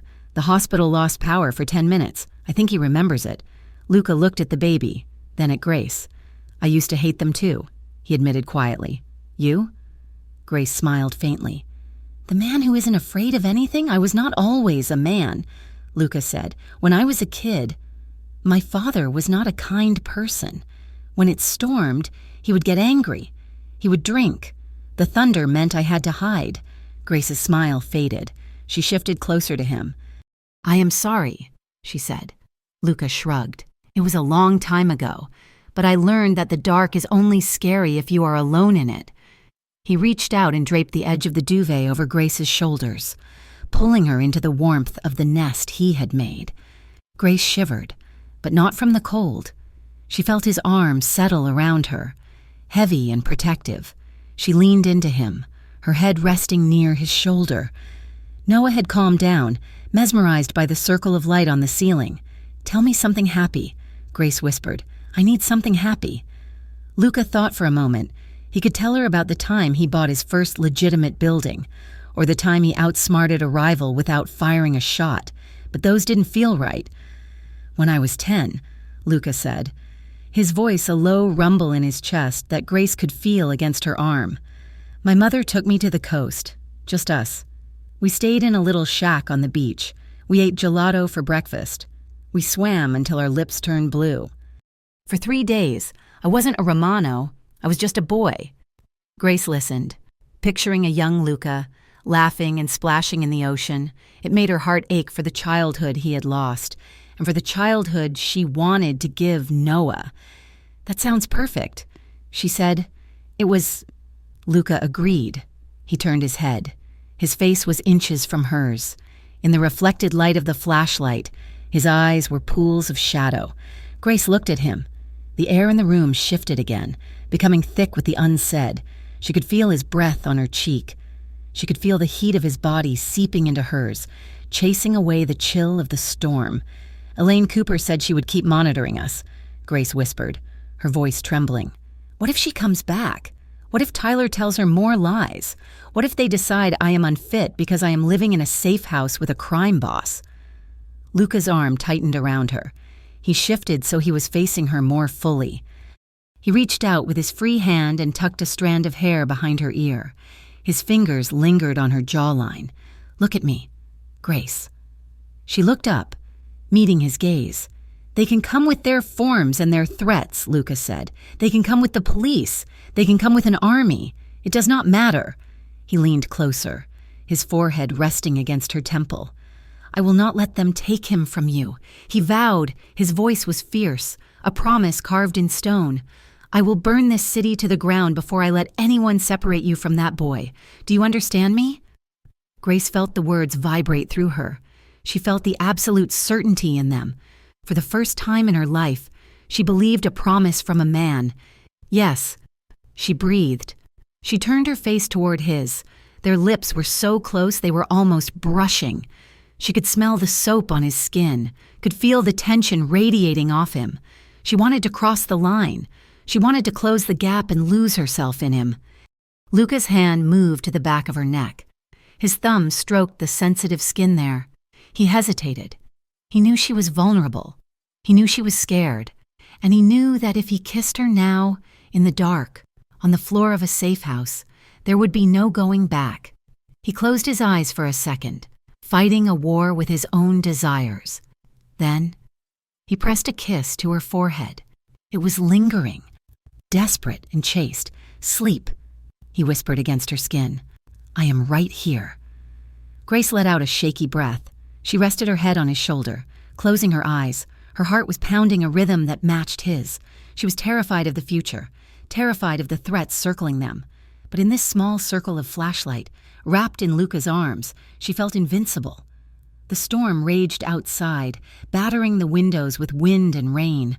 But inside, the darkness was not scary anymore, because she was not alone in it.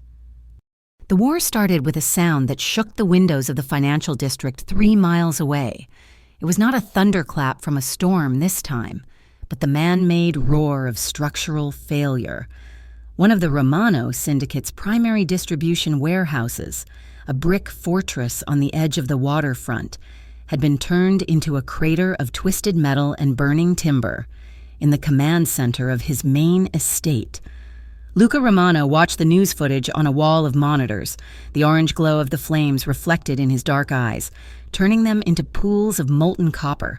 He stood perfectly still, his hands clasped behind his back, a posture of absolute control that terrified his men more than any shout of rage could have. Marco stepped into the room, smelling of ash and gasoline. He looked grim, wiping soot from his forehead with a handkerchief.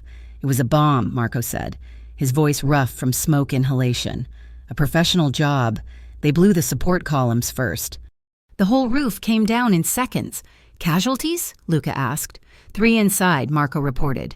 2 guards and a logistics manager. They did not have a chance.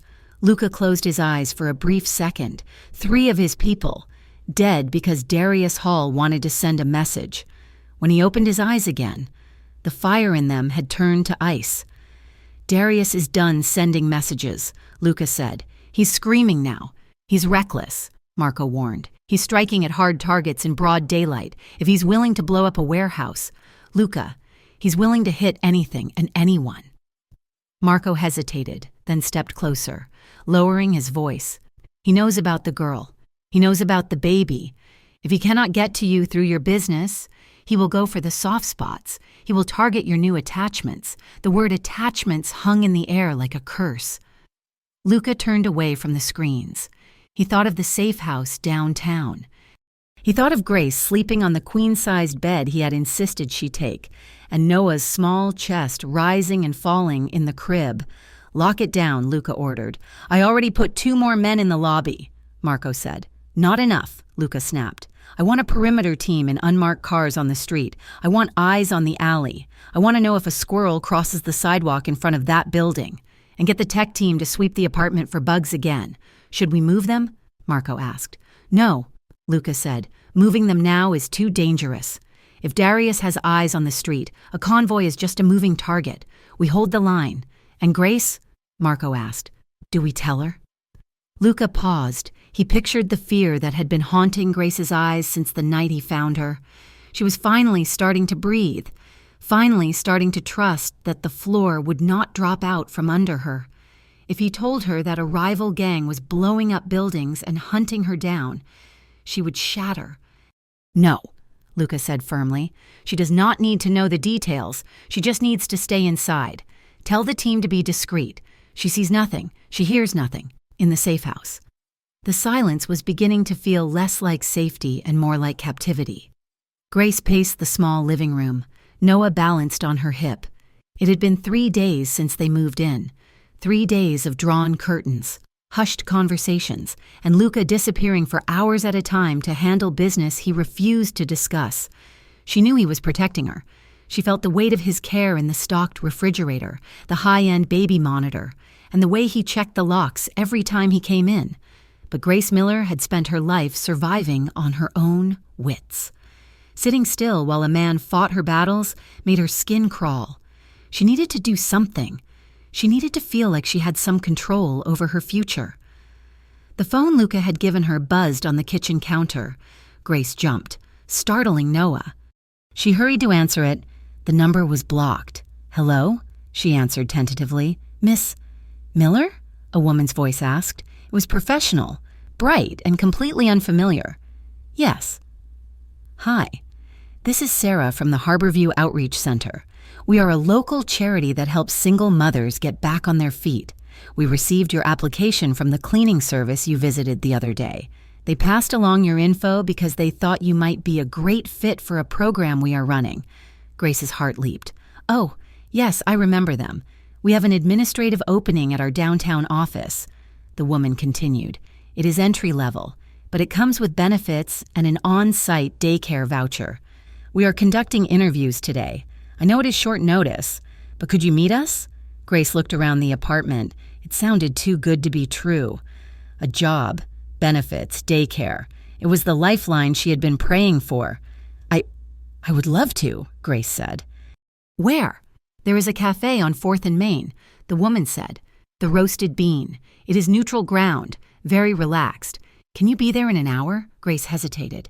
Luca had told her to stay inside, but Luca was not here. He was out somewhere in the city, dealing with his world.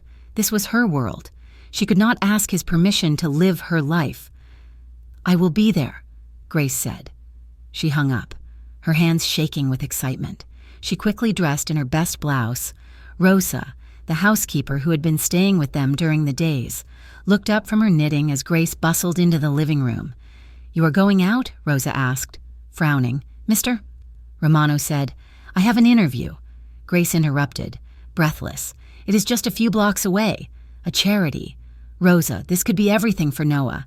I will only be gone for an hour. Can you watch him?" Rosa looked doubtful, but she saw the desperate hope in Grace's face. She nodded slowly. "Leave the phone on. Kara. If you are not back in 60 minutes, I am calling him. I will be back before you know I am gone," Grace promised. She kissed Noah's forehead, grabbed her purse, and slipped out the door. She texted Luca as she took the elevator down. "Going for a quick errand, back soon. Do not worry." The Roasted Bean was a quiet, dimly lit cafe with exposed brick walls and the smell of burnt sugar. It was the middle of the afternoon, and the place was nearly empty. Grace walked in, scanning the tables for a woman who looked like a Sarah. She checked her watch. She was 5 minutes early. She chose a table near the back, facing the door, just like she had learned to do in the diner. She smoothed her skirt, rehearsing her answers.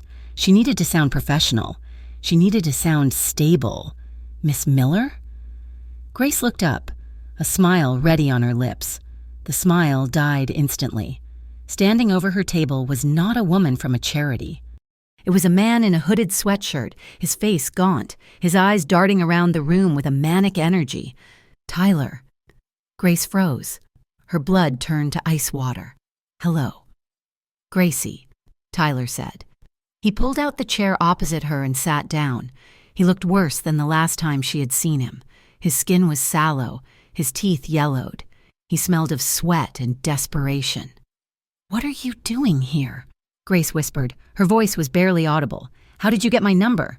Tyler smirked, but it was a twitchy, nervous expression. "I have friends now. Powerful friends. They helped me reach out. The charity." Grace realized with a sickening lurch, "It was you. You were always gullible." Tyler sneered. "Always looking for a handout?" Grace grabbed her purse, her chair scraping loudly against the floor as she stood up. "I am leaving." She turned toward the door. 2 large men in leather jackets were standing in front of the exit. They were not drinking coffee. They were staring directly at her with arms crossed over their chests. Grace spun around. The back exit by the restrooms was blocked by another man. She was trapped. "Sit down, Grace," Tyler hissed. "Do not make a scene." Grace backed away from him, her heart hammering so hard she thought it would burst. "What do you want, Tyler?" "I do not have any money. I do not want your money," Tyler said, standing up and advancing on her. "I want what is mine. You think you can just run off with my kid? You think you can shack up with some mafia prince and I will just disappear? He is not your kid," Grace said, her voice rising. "You never cared about him. You threw a bottle at his crib. I am his father," Tyler shouted, causing the few other patrons to look up in alarm. "And you are my property. You ruined everything, Grace. Luca Romano is squeezing the city because of you. He's hurting my business. He's hurting my partners." Tyler lunged for her, grabbing her wrist. His grip was clammy and painful. "You are coming with me," he spat. "We are going to go see my friends, and you are going to tell Romano that you are done with him." "Let go of me," Grace screamed. She twisted her arm, clawing at his hand with her free hand. Suddenly, the front glass of the cafe shattered inward with a deafening crash. Everyone screamed. Tyler flinched, loosening his grip. 3 men burst through the broken door. They wore tactical vests and carried weapons that were definitely not for show. They were Luca's men. "Get down!" one of them roared. The 2 men blocking the door drew guns from their jackets. The cafe erupted into chaos. Patrons dove under tables. Gunfire cracked through the air, deafening in the enclosed space. Grace was shoved violently to the side by one of the Riverside thugs. She lost her footing and crashed hard onto the floor, her hip and elbow slamming against the concrete. Pain exploded up her side, stealing her breath. She curled into a ball, covering her head with her hands. Tyler, seeing the tactical team advancing, panicked. He looked at Grace on the floor, then at the back exit where his path was momentarily clear as the guard moved to engage Luca's team. "I am not going back to jail!" Tyler screamed. He bolted. He scrambled over a table, knocking over a coffee pot, and sprinted out the back door into the alleyway. One of Luca's men moved to pursue, but the team leader shouted, "Secure the girl! The priority is the girl!" Strong hands grabbed Grace by the arms, hauling her up. "Miss Miller, we have to go. Now." Grace, dazed and limping, was half carried, half dragged out of the shattered cafe to a waiting armored SUV that had screeched to a halt at the curb. The ride back to the safe house was a blur of adrenaline and throbbing pain. When the elevator doors opened on the 4th floor, Luca was standing in the hallway. He looked like a man who had stared into hell. His jacket was gone, his sleeves rolled up, and his face was a mask of terrified fury. "Grace!" He breathed. He rushed toward her. He checked her over frantically, his hands hovering over her injuries. He saw the bruise forming on her cheek, the way she was favoring her left leg, the dust on her clothes. "I am okay," Grace whispered, though she was shaking uncontrollably. Luca turned to the team leader who had brought her in. "Where is he?" Luca demanded. "Where is Tyler?" "He ran," the guard admitted. Looking at the floor, "We prioritized the extraction. Boss, the Riverside crew blocked us. It was a setup." "Get out," Luca snarled. The guards retreated, leaving them alone in the hallway. Luca ushered Grace inside the apartment and locked the door with a savagery that nearly broke the bolt. Rosa was standing in the living room, holding Noah. She looked terrified. "Take the boy to the bedroom." "Rosa," Luca commanded. "Close the door." Rosa nodded and fled. Grace limped to the sofa and sat down, wincing. The adrenaline was fading, leaving behind anger and humiliation. "You tracked my phone," she said. It was not a question. "Of course I tracked your phone," Luca shouted. He paced the small room, running his hands through his hair. "You walked right into a trap. Grace, I told you to stay inside. I told you it was dangerous." "You did not tell me how dangerous," Grace shouted back, the fear turning into a defensive fury. "You told me to be careful.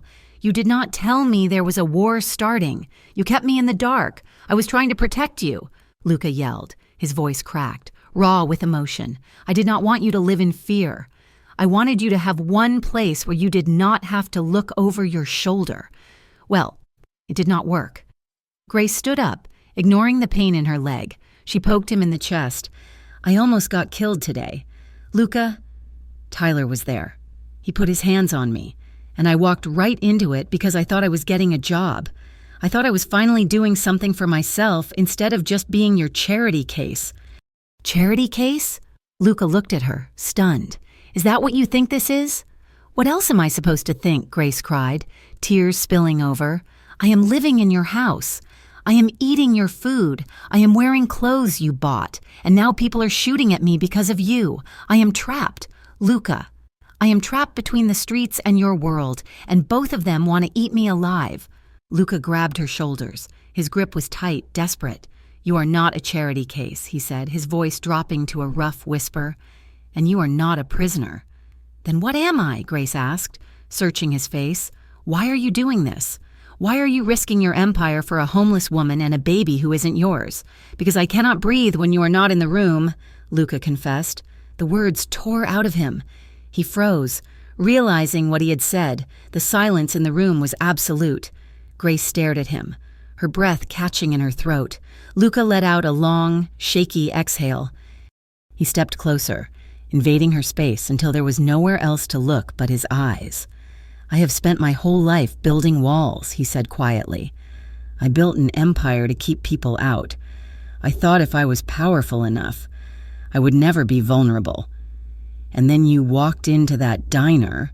He reached up, his hand trembling slightly as he brushed a stray lock of hair away from her bruised cheek. His fingers lingered there, rough against her soft skin. "I have never cared about anyone, Grace. Not really, not like this, and it terrifies me. When I saw that tracking dot stop at the cafe, when I heard the glass break over the comms. I thought my heart stopped beating. Grace looked at him. She saw the truth in his eyes, the naked, terrifying vulnerability of a man who was used to controlling everything, admitting he had no control over his own heart. "Luca," she whispered. She did not step back. She did not look away. Her anger evaporated, replaced by a longing so sharp it hurt. Luca looked at her lips. He saw the hesitation, but he also saw the need. "May I?" he asked. A ghost of a question. Grace nodded, yes. He lowered his head slowly, giving her time to run. She did not run. She rose on her tiptoes to meet him. Their lips met. It was not a movie kiss. It was desperate. It tasted of fear and adrenaline and the salt of tears. It was hesitant at first, a testing of boundaries. But then Grace made a small sound in her throat and pressed closer, her hands clutching the front of his shirt. Luca groaned, a low sound of surrender. He wrapped his arms around her waist, pulling her flush against him. He deepened the kiss, pouring years of loneliness into it. His mouth moved over hers with a hunger that was both demanding and reverent. Grace felt the world spin away. There was no Tyler, no Riverside crew, no war. There was just Luca, his heat, his strength, his scent encompassing her. She felt safe, and for the first time, she felt wanted. Not as a possession, but as a necessity. Luca's hand moved up her back, tangling in her hair. He held her like she was the only thing keeping him tethered to the earth. They broke apart for air, panting, their foreheads resting together. Grace kept her eyes closed, savoring the feeling of his pulse hammering against her own. "I am not going anywhere," she whispered. "I know," Luca said. "I have you. The moment was perfect, fragile, crystalline, and perfect." And then the door burst open. Luca spun around, placing himself instantly between Grace and the intruder, his hand reaching for a gun he wasn't wearing. It was Marco. He stood in the doorway, his face pale, holding a phone. "Boss," Marco said, breathless. "Get out," Luca snarled. "I said I wanted, it is Darius." Marco interrupted. He sent a video. Luca went still. He looked at Grace, then back at Marco. "Show me." Marco walked over and handed him the phone. Luca watched the screen. Grace could not see the video, but she heard a voice she knew. It was Tyler. He was screaming. "Please, no, I will tell you everything." Then a deeper voice spoke. "Darius, tell me about the kid. Tyler, tell me who the father is. Tell me where they sleep." Luca's hand crushed the phone. He looked up at Marco. "They have Tyler?" Luca asked. His voice dead calm. "They picked him up 3 blocks from the cafe." Marco said. "He's singing." "Luca, he's telling them everything. He's going to tell them that the kid has no legal protection. He's going to tell them that Grace is the weak link." Luca looked back at Grace. The softness of the kiss was gone, replaced by the hard, jagged reality of their situation. "They are going to use him to destroy us," Luca said. He turned to Grace. He did not touch her, but his eyes held hers with a tragic intensity. "The quiet part is over," he told her. "Now we fight." Grace touched her lips, still tingling from his kiss. She looked at the man who had just confessed his soul to her, and then she looked at the door where the danger lay. She squared her shoulders, wincing at the pain in her hip but standing tall. "Then we fight," she said. Luca nodded. He turned to Marco. "Get the car. We're going to finish this." The intelligence came in an encrypted file, delivered not by a courier, but by a terrified associate of Tyler's who had decided he would rather betray the Riverside crew than face Luca Romano's wrath. Marco stood in the center of the safe house living room, the tablet in his hand shaking slightly as he showed Luca the screen. It was a legal filing, drafted and ready to be sent to the district attorney and child protective services. It contained photos of Grace entering Luca's car, bank transfers fabricated to look like payments for services, and a sworn affidavit from Tyler claiming that Luca was running a trafficking ring and using Grace as a front to move women across state lines. It was a lie, It was a monstrous, calculated lie designed to do two things: send Luca to federal prison for the rest of his life and strip Noah from Grace's arms forever. Luca stared at the screen. The rage that had been burning in him for days turned into a cold, diamond-hard resolve. Darius Hall was not just attacking his business anymore. He was trying to destroy the very concept of family. "He's going to drop this tomorrow morning," Marco said, his voice low. "Once this hits the system, Luca, it does not matter that it is fake. CPS will take the boy immediately as a precaution. The feds will freeze your assets. We will be fighting a war on two fronts with our hands tied." Luca handed the tablet back. He did not break it this time. He was past the point of outbursts. "He is not going to drop it," Luca said, "because he is not going to make it to the morning." "We cannot hit him," Marco argued. "He's expecting an attack. He is dug in at the rail yard. If we go in shooting, it will be a massacre. The police will be there in 5 minutes. I am not sending an army," Luca said. "I am going myself." Marco started to protest, but Luca silenced him with a look. "Darius wants a show," Luca said. "He wants to prove he is the new king of Harborview. He thinks I have gone soft. He thinks I'm distracted by the girl. I'm going to call him. I am going to offer him a surrender. And when we meet, I am going to end this." The safe house was quiet. Grace was in the bedroom, standing over the portable crib. Noah was asleep, his thumb tucked securely in his mouth. He looked so peaceful, so completely unaware that his world was balancing on the edge of a knife. Grace felt a presence behind her. She did not turn around. She knew the rhythm of Luca's footsteps now. She knew the way the air shifted when he entered a room. "You are leaving," she said softly. It was not a question. She had seen Marco come and go. She had seen the way Luca was checking his watch, the way he had changed into dark clothing, the way he was systematically checking the magazine of a handgun on the dresser. "I have to," Luca said. Grace turned. Her eyes were wide and swimming with unshed tears. She walked over to him, placing a hand on his arm. His muscles were coiled tight as steel cables. "Do not go alone," she pleaded. "Please, Luca, this is what they want. It is a trap. It is only a trap if I do not know it is there," Luca said. He looked down at her hand on his arm, then covered it with his own. "If I stay here, Grace, they win. They will come with warrants and social workers and lies that I cannot shoot my way out of. They will take him." Grace choked on a sob. She looked back at the crib. "I cannot lose him," she whispered, "and I cannot lose you.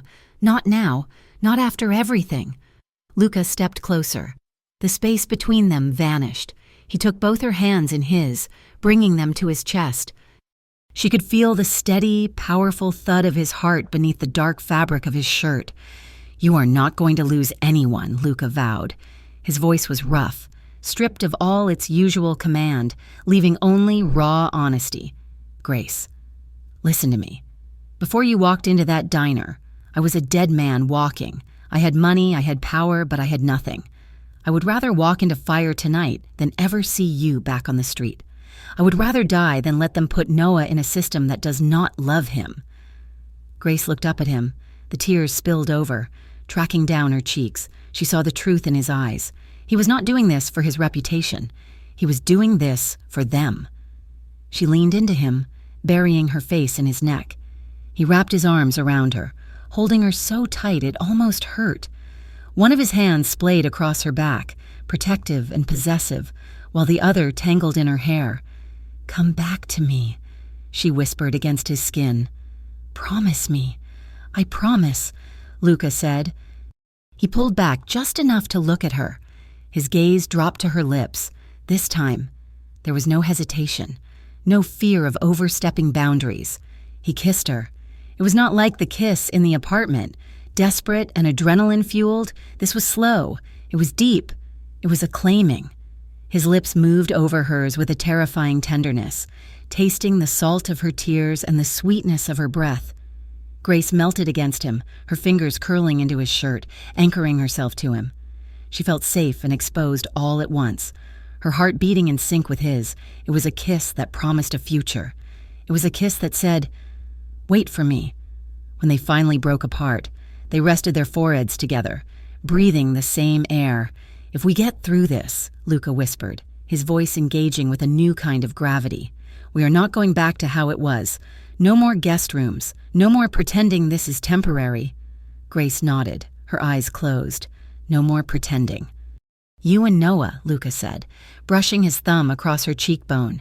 "You are home. To me." Grace let out a shuddering breath.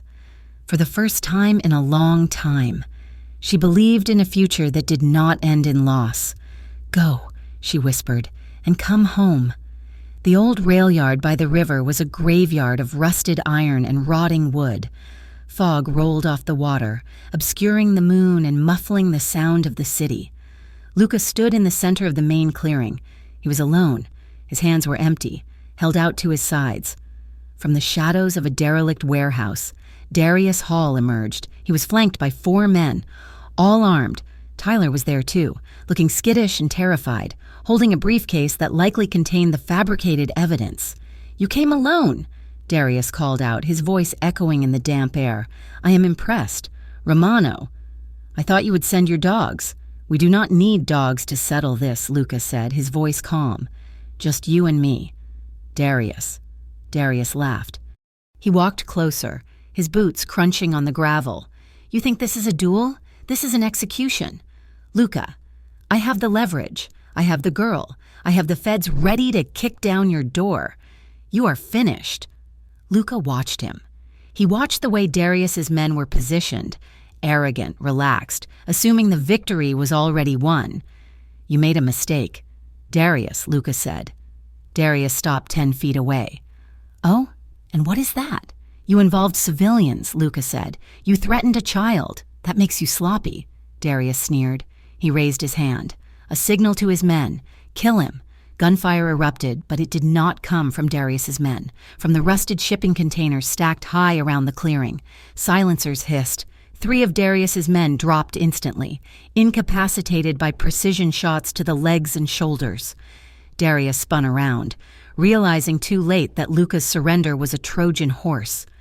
Marco and a team of Luca's most loyal enforcers emerged from the fog. Darius pulled a gun from his waistband, wild panic in his eyes. He aimed not at Marco, but at Luca. Luca moved. He did not run away. He surged forward. He closed the distance just as Darius fired. The bullet tore through the meat of Luca's left shoulder. The impact staggered him, a hot flare of agony that nearly brought him to his knees. But Luca did not stop. He gritted his teeth, fueled by the image of Grace waiting in the safe house. He slammed into Darius, knocking the weapon away. They hit the gravel hard. Darius scrambled, trying to reach for the gun, but Luca was faster. Despite the blood soaking his shirt, Luca pinned Darius to the ground, his good hand gripping Darius's throat. "It is over," Luca snarled, his face inches from his enemies. Tyler, seeing the tables turn, dropped the briefcase and tried to run. Marco was there in a second, tripping him and holding him down with a boot to the back. "Do not kill him," Marco shouted. "Luca, the feds!" Luca's grip tightened on Darius's windpipe. He wanted to end it. Every instinct in his blood screamed to crush the life out of the man who had threatened Noah. But he remembered his promise. He remembered the legitimate life he wanted to build. He released his grip, shoving Darius's head into the dirt. "Get him up!" Luca gasped, clutching his bleeding shoulder. 10 minutes later, a black sedan rolled into the yard. A man in a gray suit stepped out, Agent Miller, a contact Luca had been feeding information to for years. A man who wanted to clean up the city's corruption. Luca kicked the briefcase toward him. "Trafficking, extortion, and attempted murder," Luca said, his voice tight with pain. "And the man who falsified the witness statements is right there." Agent Miller looked at Darius, then at Tyler, then at Luca's bleeding shoulder. "You are cutting it close." "Romano," the agent said. "I am done," Luca said. He leaned against a crate, his vision swimming. "Take them, I am out." The agent nodded. His team moved in to cuff Darius and Tyler. Luca turned to Marco. "Take me home." The hours of waiting were an agony Grace had never known. She sat in the living room of the safe house, Noah sleeping in her arms because she could not bear to put him down. Every car that passed on the street below made her jump. When the lock finally clicked, Grace was on her feet before the door opened. Luca stumbled in, supported by Marco. His face was gray, drained of color. His left arm was strapped to his chest, and his shirt was saturated with dark, wet blood. "Luca!" Grace screamed. She rushed to him, nearly dropping Noah in her panic before realizing Rosa was there to take the baby. She reached for Luca, her hands hovering, terrified to touch him and cause more pain. "I am okay," Luca gritted out. Though his voice was slurred, it went through. "Just the shoulder." "Let's get him to the bed," Marco said, grunting under Luca's weight. They got him into the bedroom.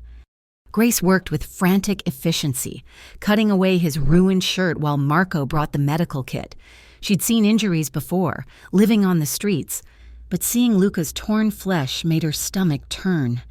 Yet, her hands were steady. She cleaned the wound, her tears falling silently onto his chest as she worked.